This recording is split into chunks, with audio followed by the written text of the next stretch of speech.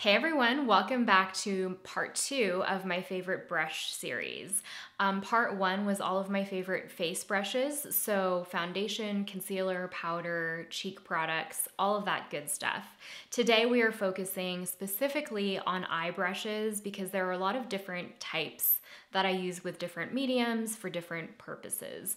I do have a range of affordable to high-end, as well as a mix of synthetic and natural fibers here. So there's really something here for everybody. I also do have an older blog post with all of my favorite brushes that I stand by completely. I love all of those, but there is an updated mix here today. But I'll link that below if you're curious. I am gonna try to cut in as much footage as I can of me using these different brushes so you can see them in action. In general, I think of eye brushes in 3 different categories. So there's shader brushes that you use to pack on color. There's fluffy brushes or blender brushes that you use to blend out a color for maybe a lighter application.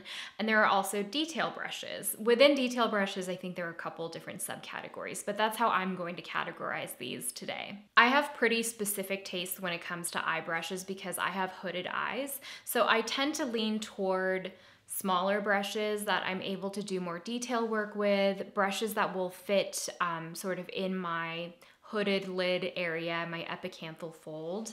And I do think generally my shader brushes reflect that preference. So probably my most used brush, and one that I actually have like 5 or 6 of in my collection, is the Rephr 01 brush.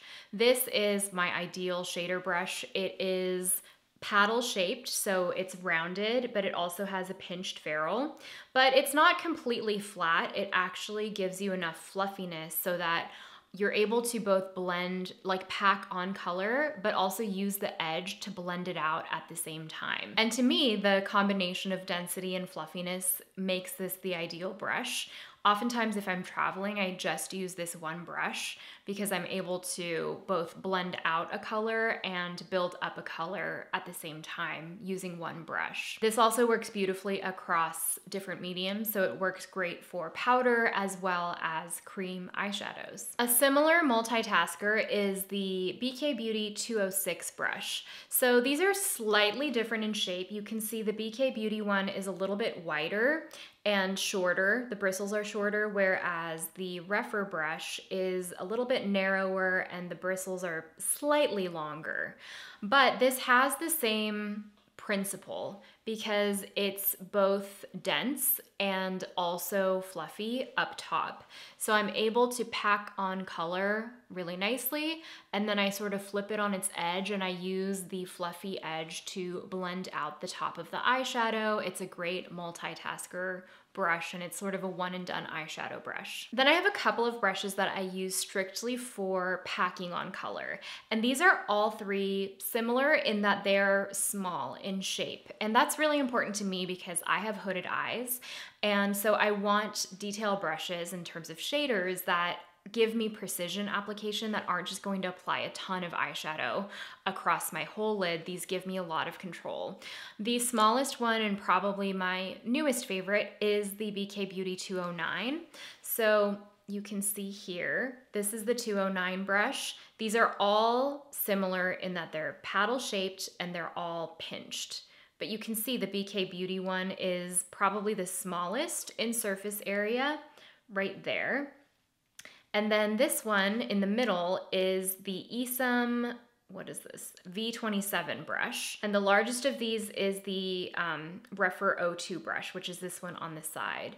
But you can see these 2 especially are very similar, the Esom and the Rephr. This one is smaller, but they all give you really, really great detail application, especially when you want to build like depth or density, richness, and saturation along the lash line or in the outer corner.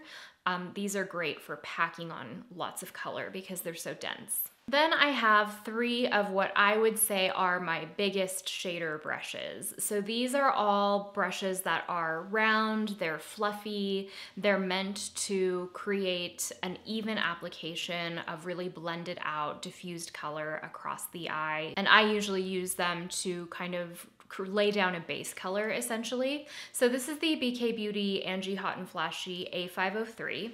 This is probably, yeah, it is the biggest brush of these three, and it's also the fluffiest. So it has a lot of give to it, and you can see surface area wise, this one is the biggest as well.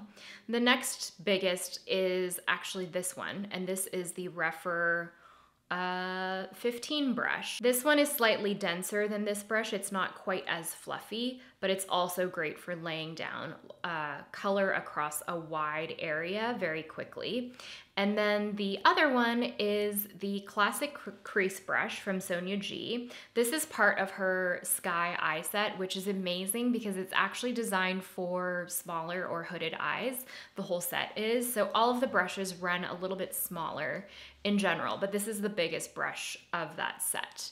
And this is synthetic because it's BK Beauty. These two are Fude brushes, so they're natural bristles. Honestly, I use all of these interchangeably just to really like blend out color. I actually use this one today, the A503, with a Chantecaille like single eyeshadow, and I just really diffused it across the eye.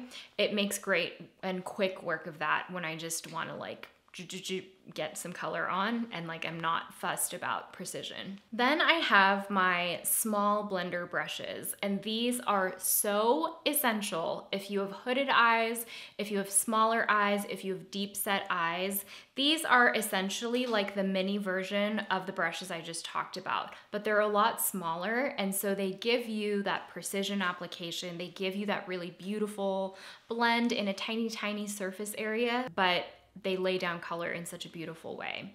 So the first one is the most affordable, and it's one I've had in my collection for like 10 years. This is the Real Techniques Essential Crease Brush. This comes in one of their eye sets. It's a great starter, smaller blender brush because it has a small little ferrule, but it's also fluffy.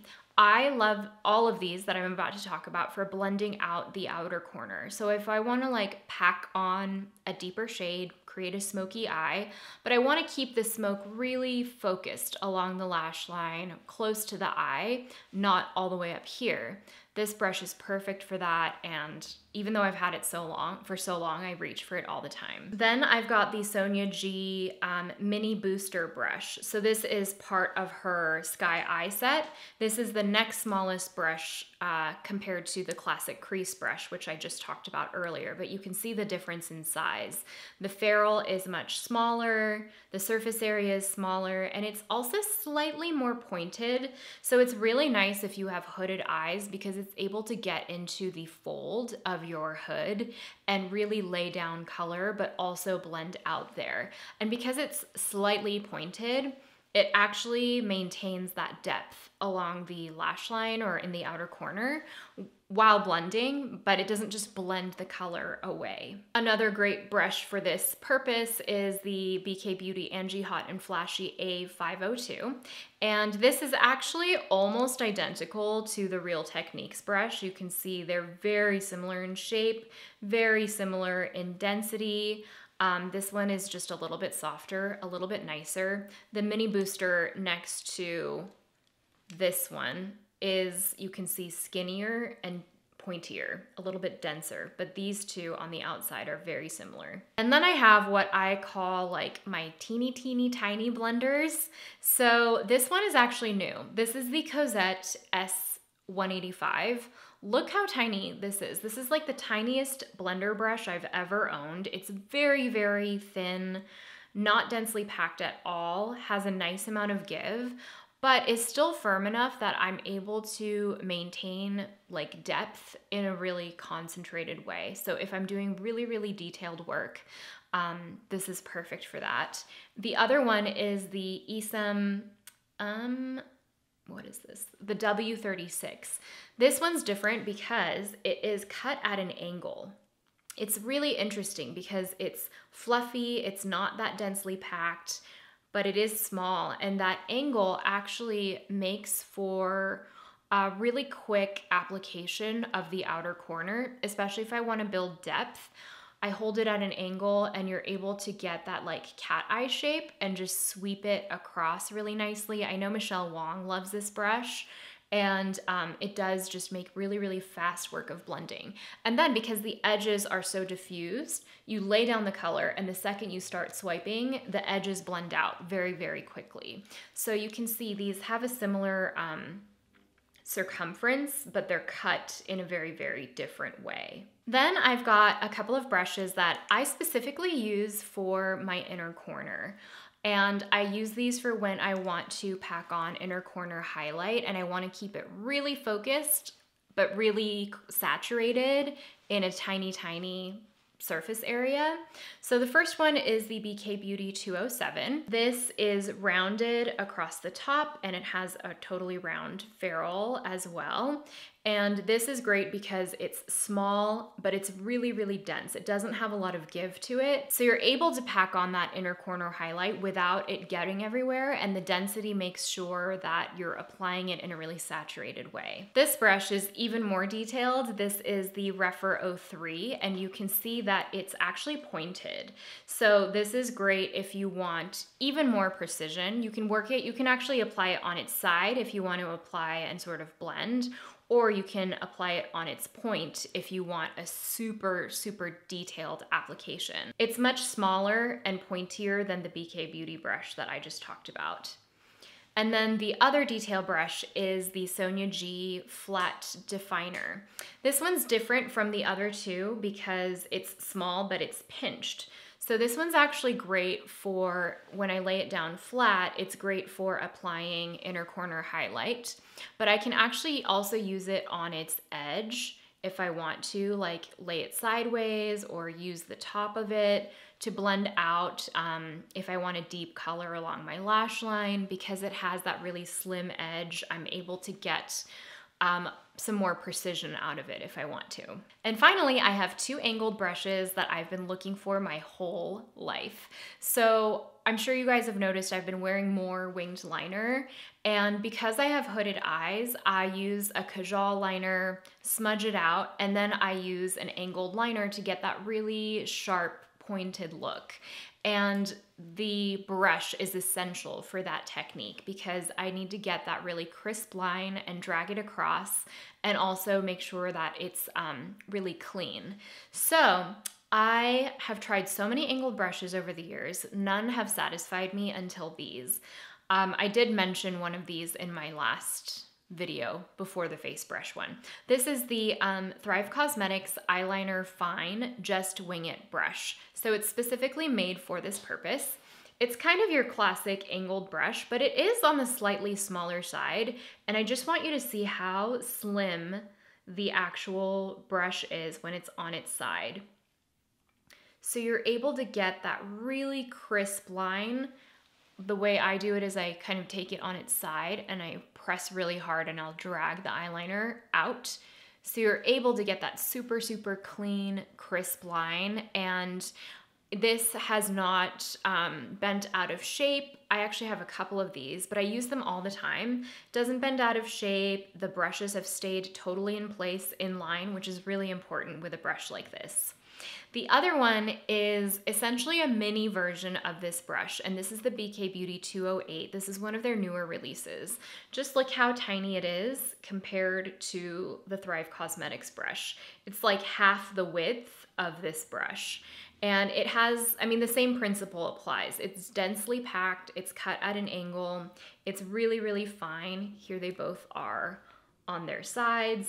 It's very fine, but this gives me a little bit more precision if I want like really, really detailed work along the lash line, or if I want to do a little bit of adjusting towards the end of the wing. These are also great if you take a little bit of micellar water and dip them in so you can get that like clean line across. So those are all of my eye brushes. I know that's a lot of brushes, but they're all kind of different. There's definitely themes, and you can see my preferences here. And I really think if you have hooded eyes or smaller eyes, you'll find something here that works for you. For a long time, I feel like the eye brush market was all these huge, like fluffy, big brushes. and they didn't have a lot of options for people with smaller eyes or hooded eyes. So over the years, I've really kept my eyes peeled for these smaller detail brushes, and they make a world of a difference with your eyeshadow application. I do feel like, especially with eyeshadow, you see such a difference in application with higher quality brushes.